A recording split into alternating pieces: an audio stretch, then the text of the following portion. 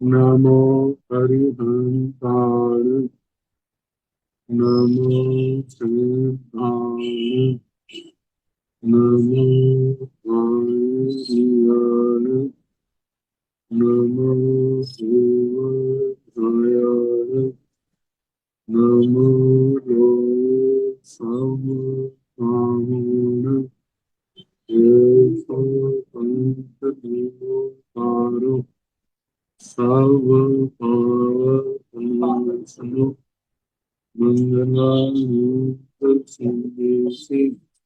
परमंगलम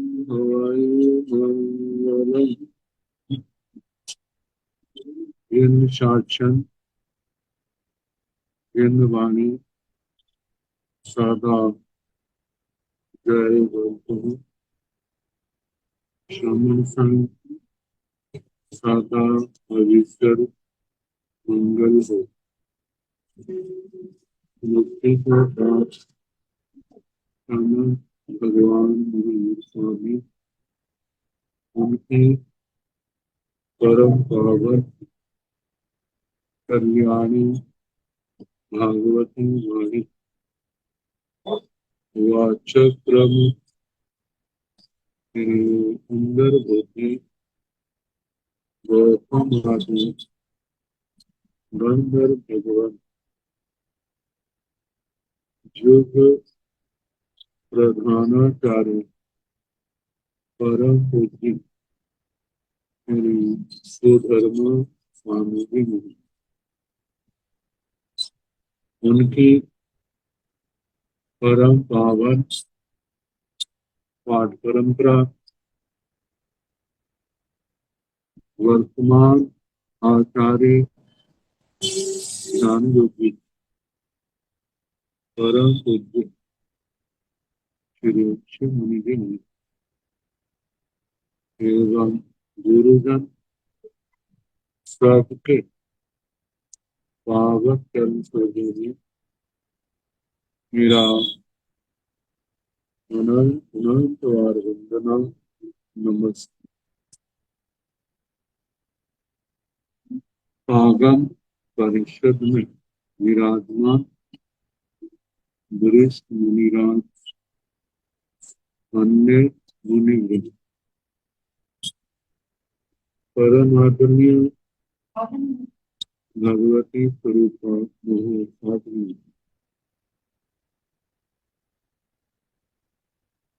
कल व्यवहार सूत्र की वाचना का समापन हुआ। अब अंग सूत्रों में इसका 5वां नंबर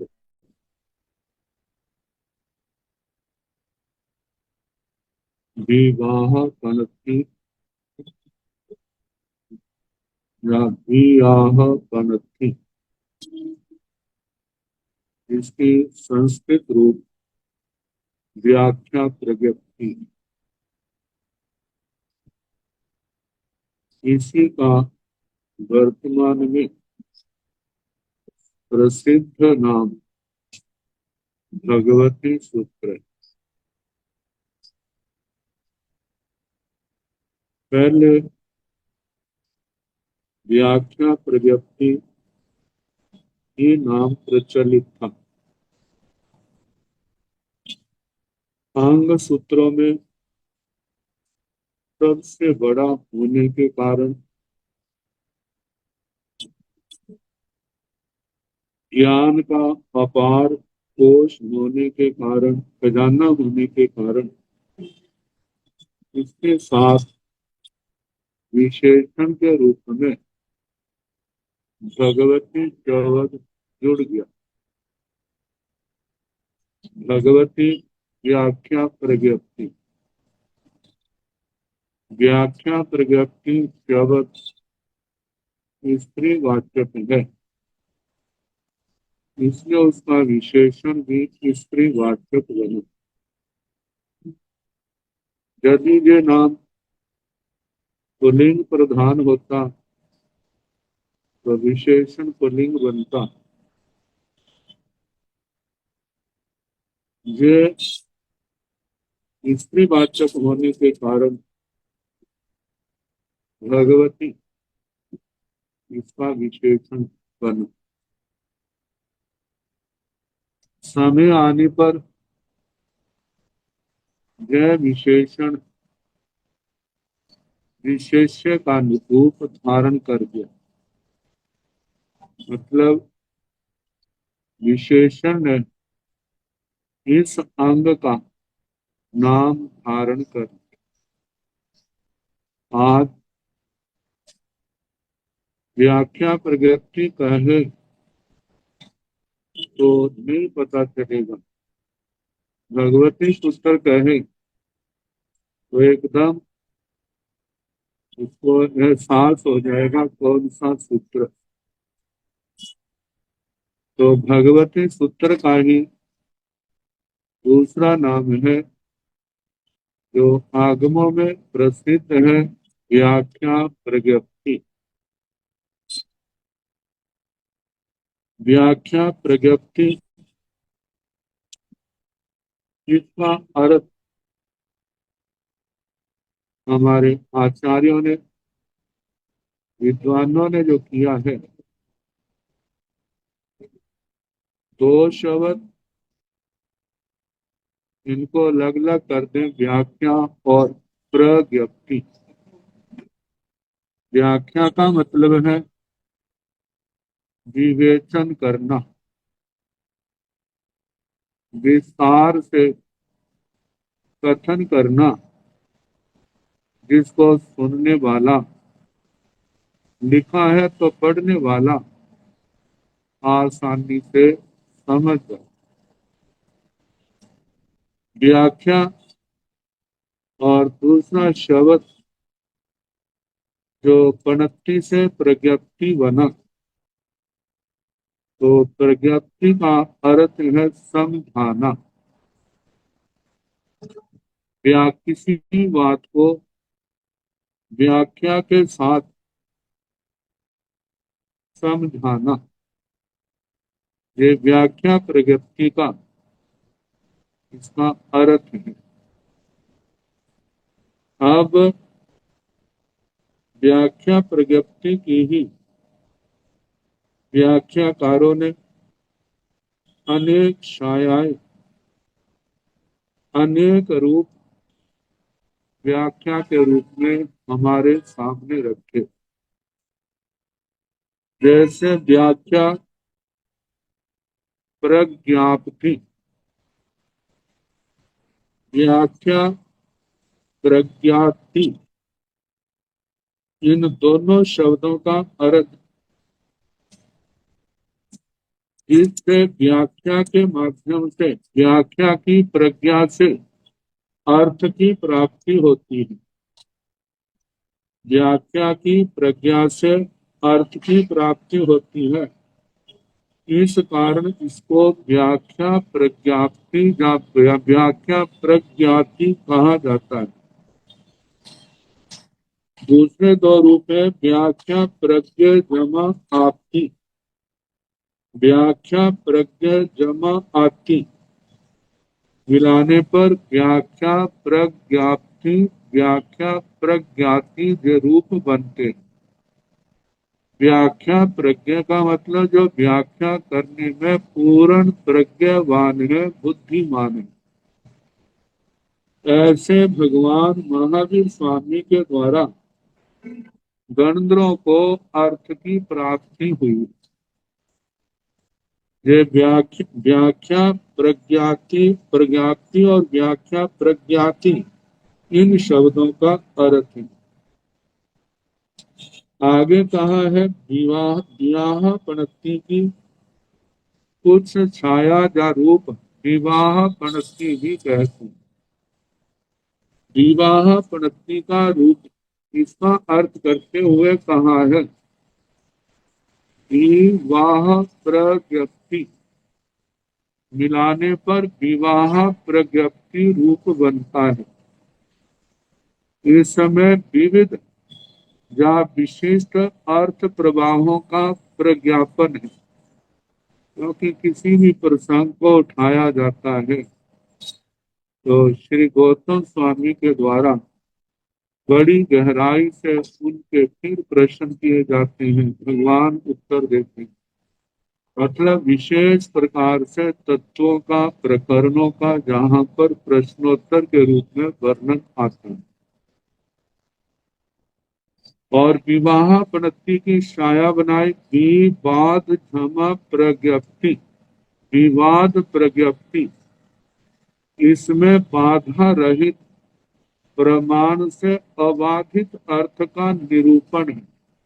अबाधित अर्थ का मतलब जो किसी भी प्रमाण से जिसका खंडन नहीं किया जा सकता, ऐसे अर्थ का निरूपण होने के कारण इस आगम का नाम विवाद प्रज्ञप्ति भी कहा जाता है।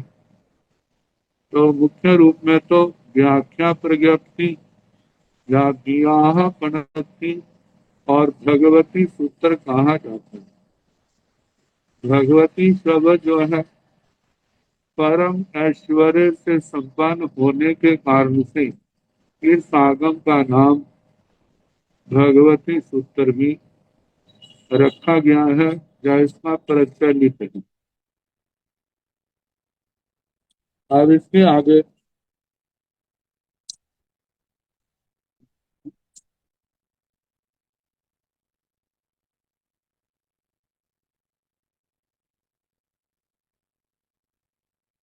भगवती सूत्र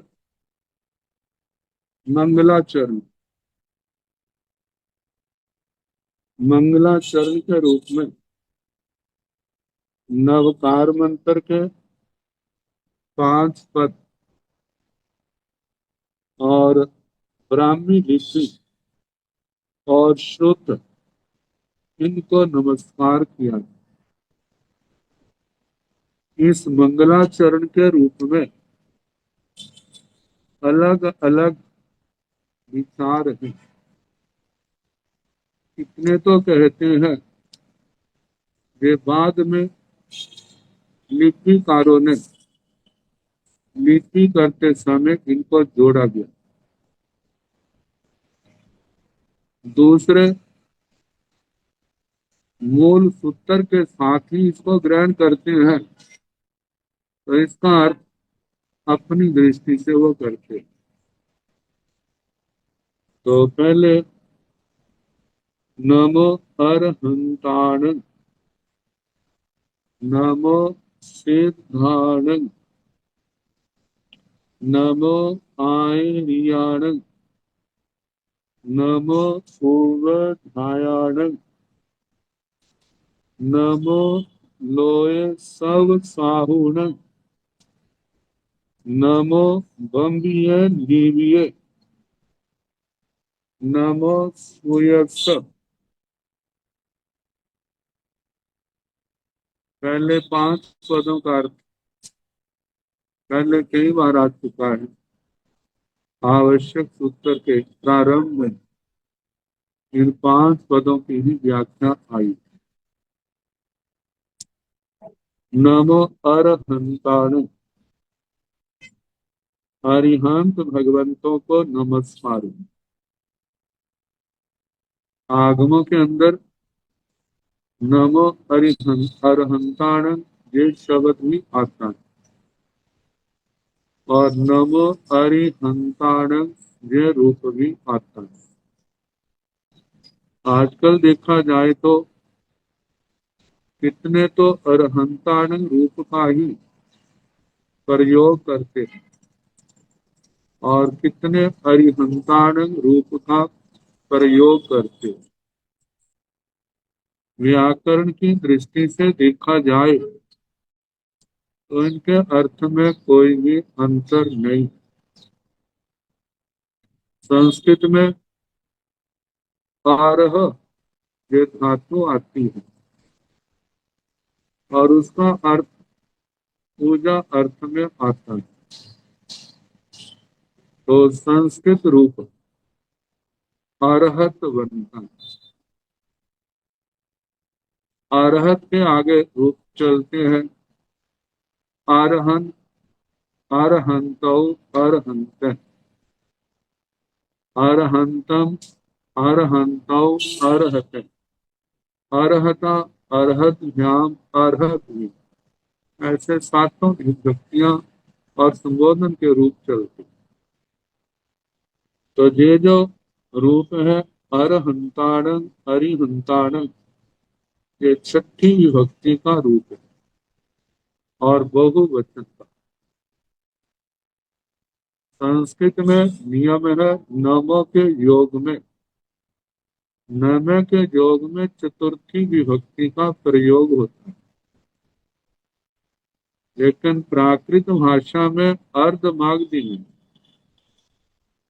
चतुर्थी विभक्ति का एक वचन तो विकल्प में मिल जाता है, लेकिन चतुर्थी विभक्ति का बहुवचन इसका रूप नहीं मिल सकता। तो उन्होंने कहा चतुर्थी विभक्ति के स्थान पर षष्ठी विभक्ति का प्रयोग किया जाता है, इस भाषा में होता है। तो आरह या आरिह, इस धातु का प्राकृत रूप, और नत जो है इसमें कृदंत प्रकरण का प्रत्यय लगता है। तो आरह, आरहंत या अरिहंत ऐसा रूप बनता है। तो इसका छठी विभक्ति का जो रूप बनेगा अरहंताण या अरिहंताण। तो नमो अरहंताण, इसका अर्थ निकला अरिहंत भगवंतों को नमस्कार। अरहंत भगवंत जो तीनों लोकों में पूजनीय, तीनों लोकों में पूजनीय का मतलब चाहे अधोलोक हो, मध्य लोक हो और ऊर्ध्व लोक हो, जो सम्यक दृष्टि जीव है वो क्या अरिहंत भगवंतों को नमस्कार करते हैं। तो सम्यक दृष्टि जीव सातवीं नरक तक अधोलोक में पाए जाते। ये तो नारकियों का, भवन पतियों में कितने असंख्यात सम्यक दृष्टि, वो भी अधोलोक में, तो वो भी तो वंदना करते हैं नमो अरहंताण, नमो हरिहंताण, अरिहंत भगवंतों को नमस्कार। मध्य लोक में वाणव्यंतर, वे भी तो असंख्यात संख्या में, जो सम्यक दृष्टि है वे भी तो अरिहंत भगवंतों को नमस्कार करते। त्रियांश गति में असंख्यात जीव देश गिरती है और उनसे असंख्यात गुना संख्या में सम्यक दृष्टि त्रियांश, तो वो भी क्या करते हैं अरिहंत भगवंतों को नमस्कार करते हैं। मनुष्य गति का तो हम साक्षात देखते हैं, जो सम्यक दृष्टि जीव है चाहे किसी परंपरा को, किसी संप्रदाय में जन्मा हो, वो भी नमस्कार करता है। ज्योतिषियों में असंख्यात सम्यक दृष्टि, वो भी तो क्या करते हैं, ये तो मध्य लोक में। ऊर्ध्व लोक में जो पर्वत 900 योजन से ज्यादा ऊंचाई वाले, वहां पर जो सम्यक दृष्टि जीव है वे, वो भी तो नमस्कार करते हैं, अरिहंतों को पूजनीय मानते हैं। वैमानिक देवलोकों में देव देवियां 26 में देवलोक तक सम्यक दृष्टि जीव, वो भी तो अरिहंत भगवंतों को नमस्कार करते हैं। सारे नमस्कार करते हैं जीव, ऐसा नहीं है, जो सम्यक दृष्टि है वो करते। तो देखा जाए तीनों लोकों में सम्यक दृष्टि जीव है। और सत्ता की दृष्टि से देखा जाए, अधिकारों की दृष्टि से मनुष्यों में राजा वासुदेव चक्रवर्ती प्रधान होते हैं। वे भी तीर्थंकर भगवंतों के चरणों में जाते हैं और उनको नमस्कार करते हैं। देवों के संसार में देखें तो देवता मनुष्यों से विशेष तो होते हैं ऋषि में, लेकिन इंद्र उनमें सबसे ज्यादा होते हैं। 64 इंद्र है। जन्म, अभिषेक के समय, दीक्षा के समय, केवल ज्ञान के समय, निर्वाण के समय 64 इंद्रों का उपस्थित होना, ऐसा वर्णन आता है। 12वें देवलोक से ऊपर के देवता जो हैं वे नीचे तो नहीं आते, लेकिन अपने स्थान पर ही वे 5 परमेष्ठी भगवंतों को नमस्कार करते हैं, गुणगान करते हैं। तो इस प्रकार तीर्थंकर भगवान अरिहंत परमात्मा तीनों लोकों में पूजनीय। इस मानव जाति के या जीव जगत के अनंत उपकारी कहा जाता है। लौकिक दृष्टि से भला करने वाले तो बहुत हैं, लोकोत्तर दृष्टि से आत्मा का भला करने वाले बिरले लोग होते हैं।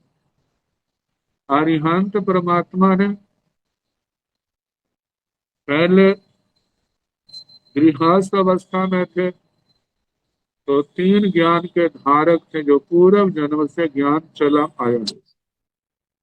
मति ज्ञान, श्रुत ज्ञान, अवधि ज्ञान। और उसके बाद जब दीक्षा ली तो चौथा ज्ञान पैदा हो गया। जब घाती कर्मों का विनाश हुआ तो केवल ज्ञान, केवल दर्शन के पैदा हुए, प्रकट हुए। धर्म तीर्थ की स्थापना की, स्थान स्थान पर विहार करके गए और मोह निद्रा में सोई जनता को धर्मोपदेश के द्वारा, अपनी धर्म देशना के द्वारा उनको जागृत किया। कितने सर विरति बने, कितने देश विरति बने, कितने मिथ्या दृष्टि से सम्यक दृष्टि बने। ऐसे न देव गति से भगवान के समोसरण में 12 प्रकार की परिषदा कही जाती है। इसमें कहा जाता है 4 जाति के देव, 4 जाति की देवियां, 8 और श्रावक साधु साध्वियां, श्रावक श्राविका। एक ऐसे 4 भेद करते हैं, एक मनुष्य मनुष्यनिया और त्रियंत त्रिंचनिया, ये कह करके समोसर्ण भगवान की परिषदा के 12 भेद करते। वो सब 12 प्रकार की परिषदा में भगवान धर्म देशना देते हैं, जिसका श्रवण करके भक्त जीव वो निद्रा से जागृत हो करके अपने क्षोभक्षम के अनुसार धर्म आराधना में आगे बढ़ते हैं। कितने जीव संसार को पार कर जाते हैं, कितने देवलोकों में महर्षिक देवता बनते हैं, संसार को सीमित कर लेते हैं। तो धर्म आराधना के द्वारा, अपनी क्षमता के द्वारा इस संसार को पार करते हैं। तो मंगलाचरण में सबसे पहला नमन अरिहंत परमात्मा को किया गया। अरिहंत भगवंतों को नमस्कार। अब दूसरा है नमो सिद्धार्थ, सिद्ध भगवंतों को नमस्कार। सिद्ध अनेक प्रकार के होते हैं, लेकिन जहां पर तो लोकोत्तर सिद्ध लेना, जो अपने क्षेत्र में परिपूर्ण हो, उसको सिद्ध के नाम से कहा जाता है। विद्या सिद्ध अपने क्षेत्र में परिपूर्ण है तो उस नाम से एक्सपर्ट, विशेषज्ञ कहा जाता है। लेकिन जहां पर तो सिद्ध उनके लिए कहा है जिन्होंने सीतम बद्धम धमातम अष्टविधम करम, जिन्होंने बंधे हुए 8 प्रकार के कर्मों को धर्म ध्यान और शुक्ल ध्यान की अग्नि से जला दिया, कर्मों को निःशेष कर दिया है, 8 कर्मों को तोड़ दिया है, जन्म मरण से मुक्त हो गए, ऐसी जो आत्मा है उनको ग्रहण किया है और उनको नमस्कार किया है। तो नमो सिद्धानंद सिद्ध भगवंतों को नमस्कार, नमो आर्यानंद आचार्य भगवंतों को नमस्कार। आचार्य भगवंत जो संघ के गण के जो मुख्य है, संघ की व्यवस्था को संभालने वाले, हमारे संघ में सम्यक ज्ञान, सम्यक दर्शन, सम्यक चारित्र, सम्यक तप की अधिक से अधिक, ज्यादा से ज्यादा निर्मल आराधना हो, में जीव दिन वाणी के आराधक बने, ऐसे संघ की व्यवस्था को प्रमुख रूप से संभालने वाले जो प्रमुख संत हैं उनको आचार्य के रूप में गिना जाता है। तो ऐसे आचार्य भगवान 15 कर्म भूमिया 170 क्षेत्रों में जितने भी जहां पर भी विराजमान है, इस संपदा, इस योग्यता वाले ऐसे उन महाश्रवणों को हमारा नमस्कार है। आगे नमो उबझायानक, जे भी संघ के ऐसे मुनिराज जिनका ज्ञान चारित्र के साथ ज्ञान के क्षेत्र में विशेष प्रवेश है, कहा जाता है जिनके चरणों में बैठ करके आगमों की वाणी का अध्ययन किया जाता है, आगमों को पढ़ा जाता है, उपधान तप करते हुए श्रद्धा भक्ति के साथ ऐसे मुनिराज उपाध्याय जितने भी हैं उन सब को नमस्कार है। जहाँ पर संप्रदाय का कोई मतलब सांप्रदायिक परिधि नहीं है, शाही द्वीप के अंदर जहाँ जहाँ भी ऐसी योग्यता वाली आत्माएं हैं उनको नमस्कार किया गया है।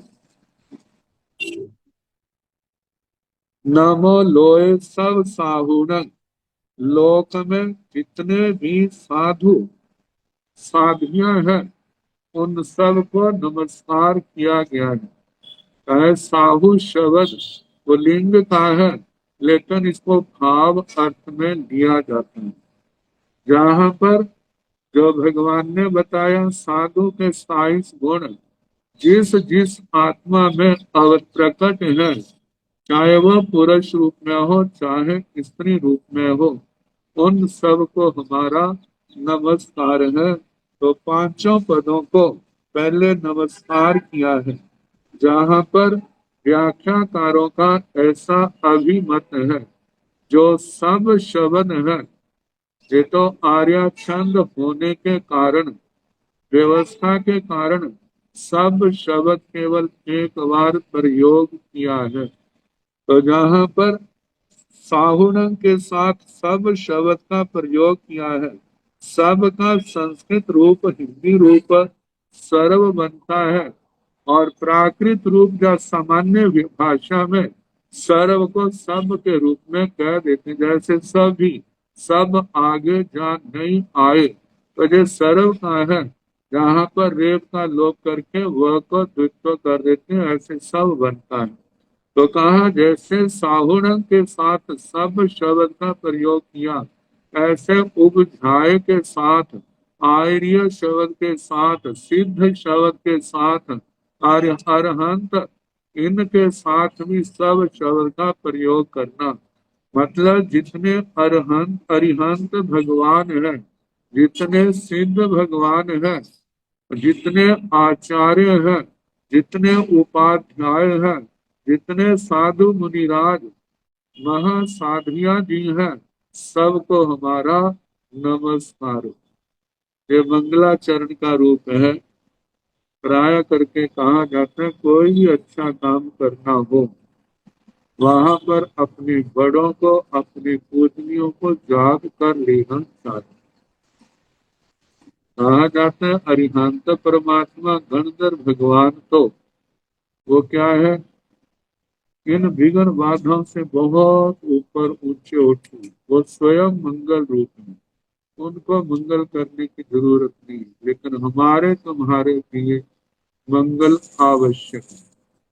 मंगल की जो कारण बताए हैं, पहला मंगल तो ग्रंथ के अंदर 3 प्रकार का मंगल पाए जाते, आदि मंगल, मध्य मंगल और अंतिम मंगल।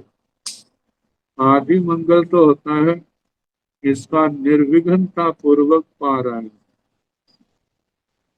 और मध्य मंगल स्थिरता का प्रतीक, स्थिर रहे। अंतिम मंगल शिष्य शिष्या परंपरा में ये आगे से आगे चलता रहे।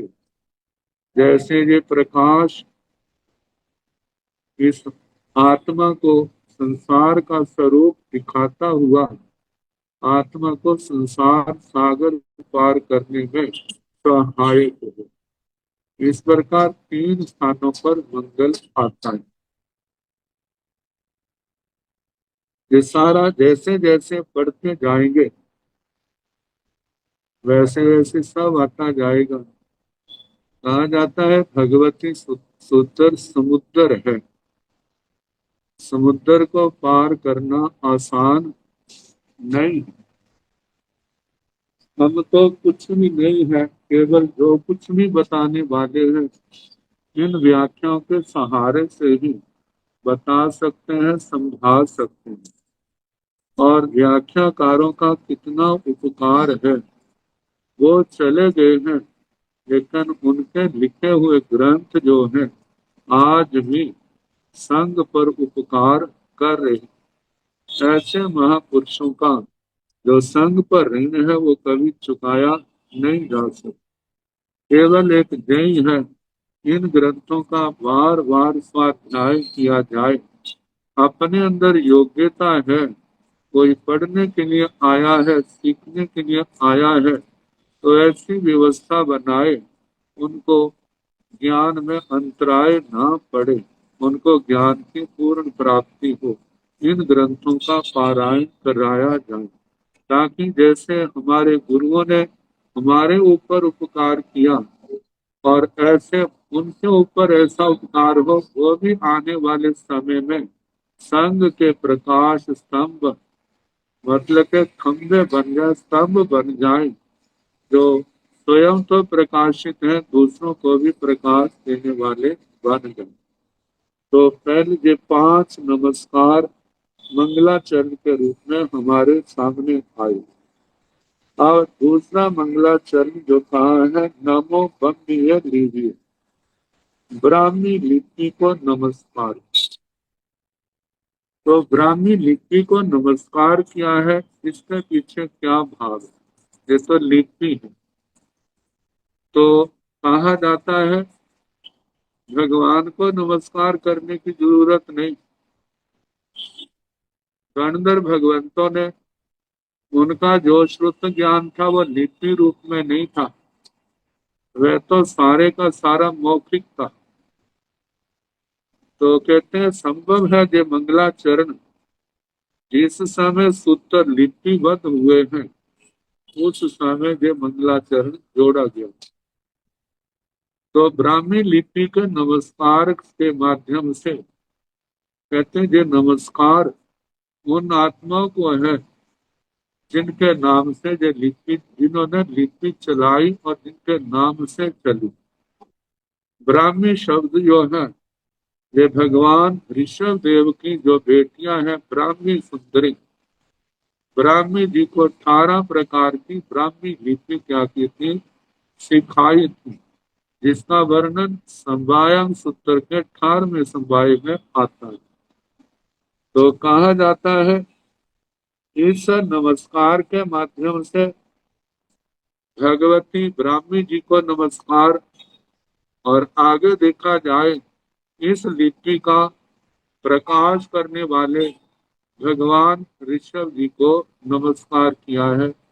इस ओम मतलब नमो ब्रह्मीय लीविये, इन शब्दों की व्याख्याकारों ने इस प्रकार व्याख्या की है कि ब्राह्मी लिपि को नमस्कार मतलब ब्राह्मी लिपि को सिखाने वाले, ब्राह्मी लिपि को देने वाले, ऐसे भगवान ऋषभ देव भगवती ब्राह्मी जी को नमस्कार। आगे नमो सुयस श्रुत को नमस्कार। श्रुत, श्रुत जो है द्वादशांगी रूप है, द्वादशांग रूप है। देखा जाए देवी आत्मा का गुण है, सबसे ज्यादा उपकारक है पांच ज्ञानों में।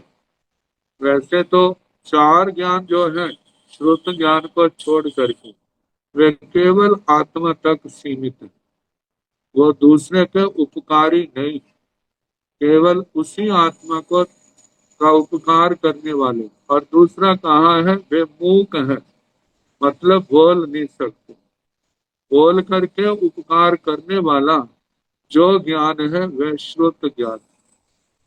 अरिहंत परमात्मा सर्वज्ञ सर्वदर्शी होते हैं, लेकिन जब किसी को बताना हो तो वो द्रव्य श्रुत का ही आलंबन लेकर के दूसरों को बताते हैं। और उस द्रव्य श्रुत मतलब उनकी पावन वाणी को सुन करके आत्मा के अंदर जो ज्ञान पैदा होता है उसी को श्रुत ज्ञान कहा जाता है। तो नमो सुयस, इन शब्दों से द्वादशांग गणि पिटक कह लो, जे आगम वाणी कह लो, इसको नमस्कार किया गया। ये नमस्कार श्रोत वाणी के प्रति सम्मान प्रकट करने के लिए कहा जाता है। जिसको आप प्राप्त करना चाहते हैं, यदि आपका उसके प्रति सम्मान है तो वह गुण आपके अंदर क्या हो जाएगा, प्रकट हो जाएगा। यदि आपके अंदर सम्मान नहीं है, पहले तो विद्या आएगी नहीं, यदि आ भी गई है तो उस आत्मा का के लिए हितकारी या लाभकारी नहीं होगी। उसका मद का रूप मद आ जाएगा, मद के कारण से उस आत्मा का पतन ही होगा, विकास नहीं होगा। इसलिए कहा जाता है विनम्र बन करके आत्मा जो है इस आप मोक्ष मार्ग पर निरंतर गतिशील रहे। तो इस प्रकार ये मंगलाचरण के रूप में। अब इसके आगे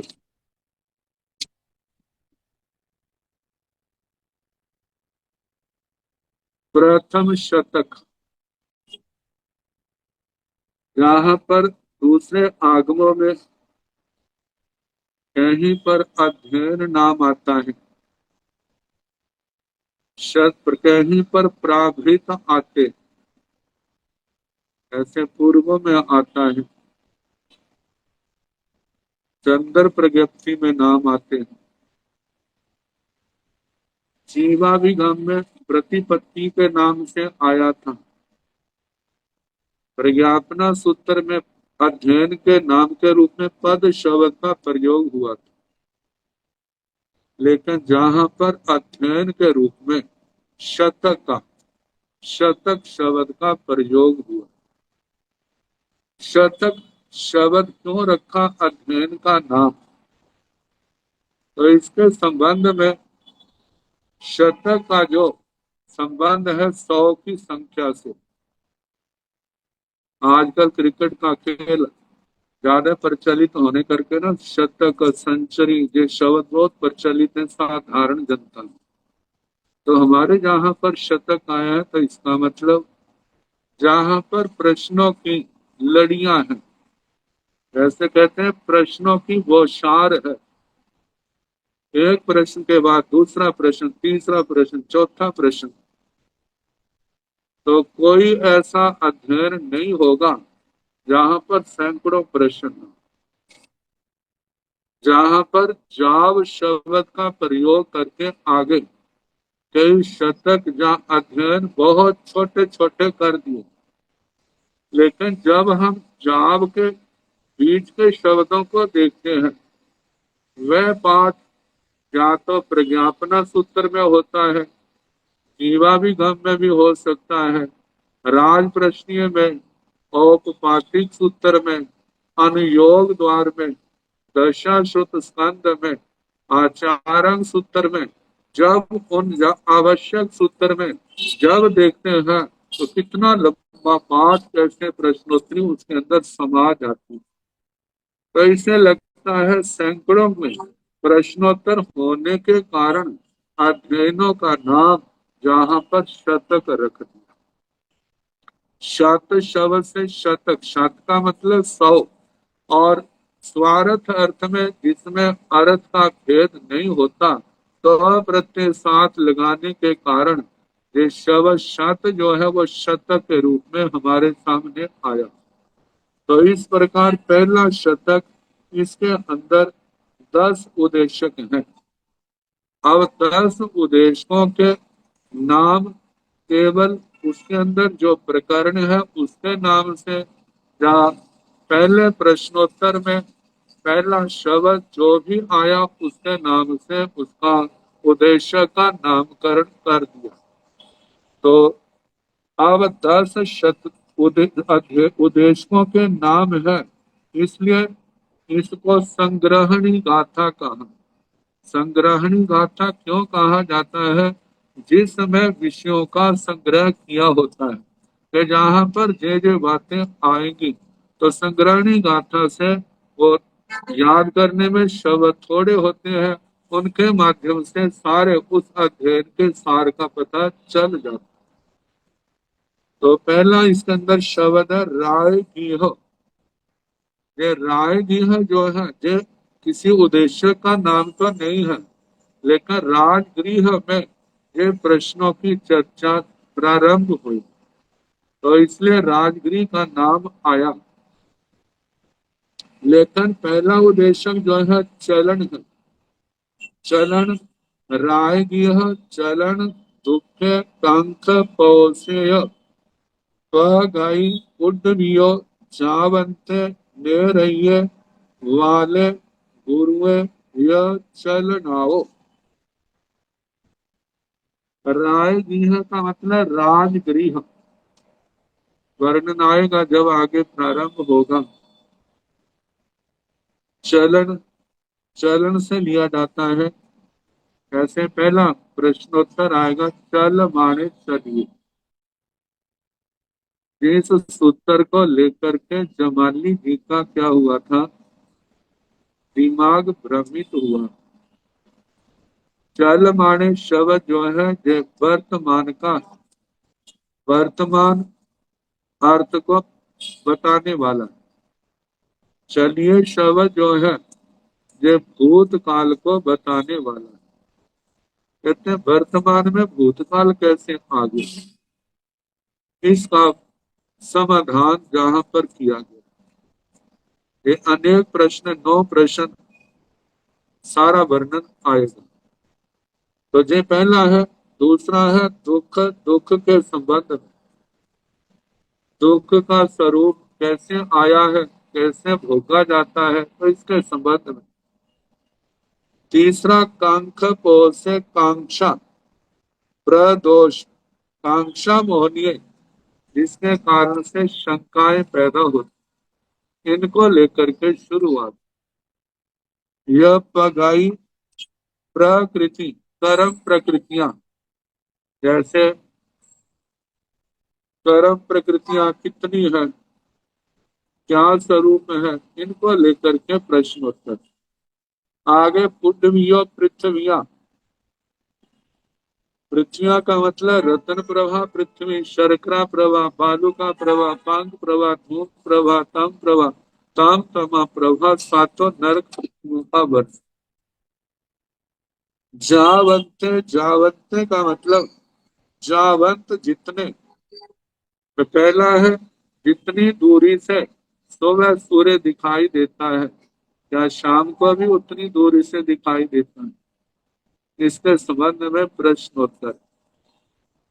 आगे नेरहिए नेरहिक नारकी, नारकियों को लेकर के, नारकी नरक में पैदा होता है, देशेण देशं उवज्जय देशेण सब्बं उवज्जय सभ्येण देशं उवज्जय सभ्येण सब्बं उवज्जय। ऐसे प्रश्नोत्तर चलते हैं। ये तो पहला है, लेकिन आगे 24 दंडकों के ऊपर घटाया जाता है। 24 दंडकों का वर्णन आता है। आगे बाले, बाल का मतलब असंजत जीव। असंजत जीव सम्यक दृष्टि भी हो सकता है, मिथ्या दृष्टि भी हो सकता है। तो पंडित बाल पंडित इनको लेकर के वर्णन है। आगे नौमा उद्देश्य गुरुवे चलना। गुरुवे गुरु मतलब जीव हल्का है, भारी है, इस बात को लेकर के प्रश्नोत्तर। आगे चलन आयो, चलन जैसे पहले चल माने चलिए, ऐसे प्रश्नोत्तर आए। ऐसे जहां पर अन्य तीर्थियों की ओर से प्रश्न, फिर उनका वर्णन। गौतम स्वामी जी, उसके संबंध में लोग ऐसा कहते हैं, आपका मानना कैसा है, इन बातों को लेकर के। और परमाणु पुद्गल के संबंध में लौकिक मान्यता क्या है, अन्य मतावलंबी क्या मानते हैं, उसको लेकर के चर्चा वहां पर शुरू होती। तो ये 10 उद्देश्य। अब प्रथम उद्देशक राजगृह और चल मान। चल माने इनको लेकर के चला तो तेन कालेन तेन समेन रायगीह नाम नैरे होता। वन्नो तस्न रायगीह स नैरस बहिया। उत्तर पुरथी में दिसी भाई गुणशीलाय नाम चेय होता। सेरिये राया चिलना देवी। तेन कालेन तेन समेन, उस काल उस समय। उस काल उस समय जब अवसर्पणी काल और आरोह की अपेक्षा से देखा जाए, जिस समय का जो प्रसंग है, जब भगवान महावीर स्वामी इस भूमंडल को पावन कर रहे, उस काल उस समय में रायगीह नामक नैर्य होता। राजगिरी नाम का नगर था। कहते राजगिरी नगर तो आज भी वो स्थान है, लेकिन उस समय राजगिरी का रूप था, आज थोड़ा है। आज तो आजकल उतना हुआ जैसा, उस समय तो राजधानी थी मगध देश की, तो क्या उसका भव्य रूप होगा। तो राजगिरी नाम का नगर होता था। वर्ण उसका वर्णन करना। राजगिरी नगर के वर्णन से मतलब जो औपपातिक सूत्र में चंपा नगरी का जैसे वर्णन आया था, वैसा ही वर्णन जहां पर राजगिरी नगर का जानना। दर्शन रायगीह स नैरस बहिया। उत्तर प्रति में तीसी भाई गुणशीलाय नामक चाहिए होता। दर्शन रायगीह स नैरस बहिया। उस राजगिरी नगर के बाहर उत्तर पुरथी में, उत्तर पूर्व में मतलब ईशान कोण में, उत्तर पूर्व का बीच का कोण जो ईशान कोण में है, उस दिशा भाग में गुणशीलय नामक चाहिए होता। गुणशीलक नाम का चैत्य था, बाघ था। जैसे औपपातिक सूत्र में पूर्ण भद्र का वर्णन आता है, ऐसे ही इस गुणशीलक चैत्य का वर्णन करना। श्रेणीय राया, जैसे वहां पर औपातिक सूत्र में कौणिक राजा का वर्णन आता है, राजगिरी नगर में श्रेणिक राजा का वर्णन करना, जब श्रेणिक राजा इस जन्म में था। चिलना देवी, रानियां तो अनेक थी, लेकिन चेलना जिनमें क्या थी, प्रमुख थी। तेन कालेन तेन समेण समणे भगवं महावीर। आई गर चित्तैर सह समुद्र पुरी सुतमे पुरी सिंह पुरी स्वर पुत्री है। पुरी स्वर गंध हथी लोग उत्तमे लोग नाहे लोग की है लोग कहिवे लोग पजोए घरे। आ भाई दाय चक्को दाय मग दाय चरण दाय बोही दाय धम दाय धम देसाय धम नाय गे। धम सारही धम बर चौरन चकवटी अपनी है वरनान दर्शन धरे वियट शो में चीरे जानाय बुद्धे बोहाय मुत्ते बोयाय सावन्नो सावदरिसी सेव मैल मरवे मनंत मक्कर मप्पावाह म पुनरावृत्तियं सिद्धि गई नाम ध्येयं ठाणं संपामियो कामे जाव समो शरणं परिसा निज गया धम्मो कहियो परिसा पड़ी गया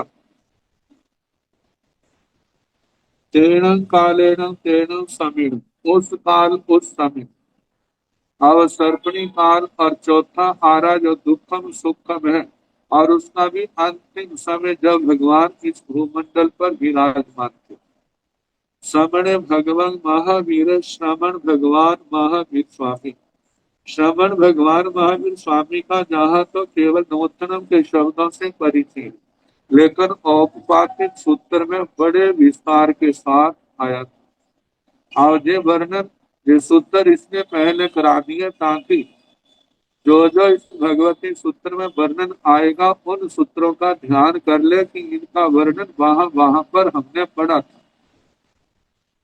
सामने भगवान महावीर ये शब्द जो है भगवान का ज्यादा प्रचलित है जहां पर भी शब्द आता है सामने भगवान महावीर महावीर नाम के व्यक्ति तो दुनिया में बहुत प्रचलित हैं लेकिन जहां पर महावीर नाम के कौन से है वो शब्द वो व्यक्ति लेने हैं जिनके साथ ये दो शब्द लगते हैं एक श्रवण लगता है और दूसरा भगवान लगता है सामने श्रवण भगवान भगवान महावीर भगवान महावीर स्वामी आईगरे जो धर्म तीर्थ की आदि करने वाले हैं पहले इस पाठ के संबंध में कितनी प्रतियां है कहीं पर कोई शब्द नहीं होता कहीं पर कोई नहीं होता जहां पर शरणदाय और बोहिदाय के बीच में जीवदाय एक पाठ आता है जैसे जीव दयानंद उत्तम में आता है इस प्रति में जीवदय नहीं है लेकिन औपपातिक सूत्र में जीवदय पाठ आता है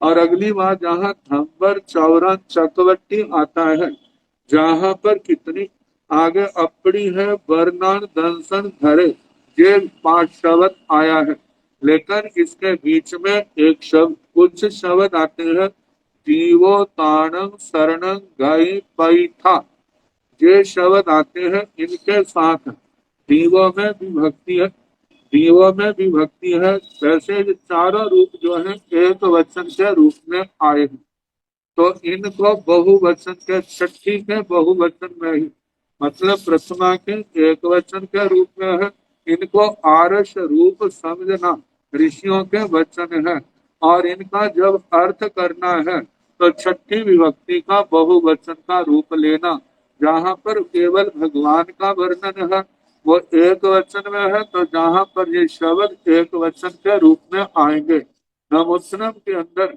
ये बहुवचन के रूप में आएंगे तो इस प्रकार समणे भगवान महावीर श्रमण भगवान महावीर आई गरे आदि धर्म तीर्थ की आदि करने वाले क्योंकि प्रत्येक तीर्थंकर भगवान जो है केवल ज्ञान केवल दर्शन के बाद वो अपने तीर्थ की आदि स्वयं करते हैं वे किसी के तीर्थ में दीक्षा नहीं लेते तीर्थायर तीर्थ कर हमारे जहाँ ज्यादा करके प्रचलित रूप जो है तीर्थंकर शब्द प्रचलित पाणिनीय व्याकरण के अनुसार तीर्थ कर शब्द सिद्ध होता है तीर्थंकर नहीं लेकिन व्याकरण अनेक है और शब्दों की सिद्धि उनके द्वारा की जा सकती है तो जहाँ पर मुम प्रत्यय का आगम कर दे तो तीर्थंकर रूप बन जाता है लेकिन वो नहीं करने के कारण से नहीं आने के कारण से तीर्थ कर शब्द बनता है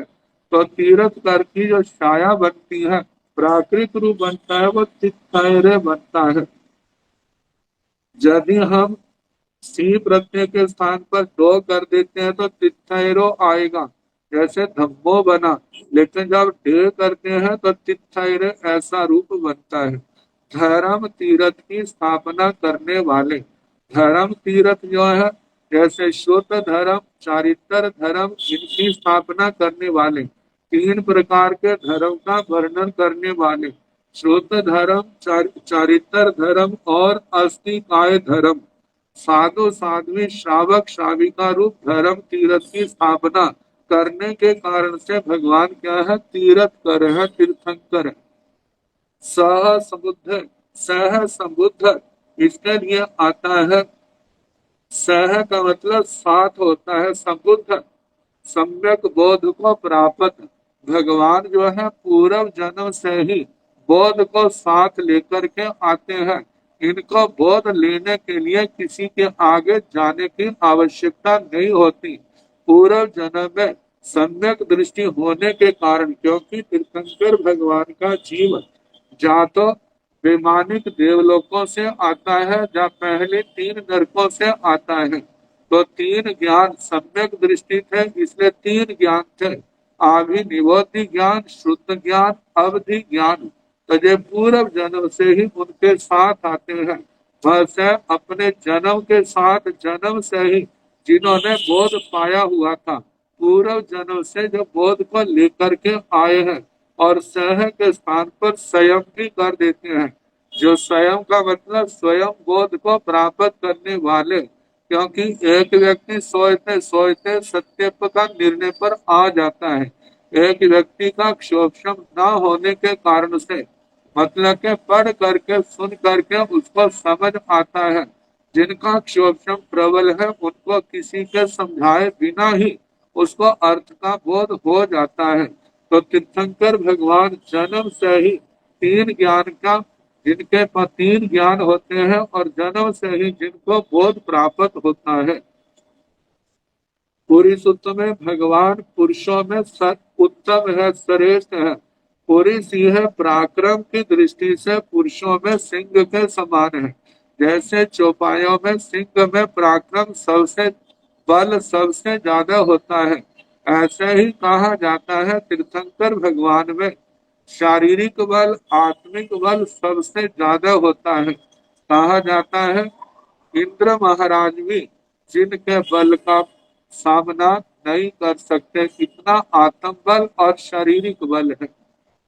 और आगे कहा है पुरीश्वर पुंडरीक, पुरुषों में श्रेष्ठ पुंडरीक कमल के समान है। पुरीश्वर गंध हस्ती, पुरुषों में श्रेष्ठ गंध हस्ती के समान है।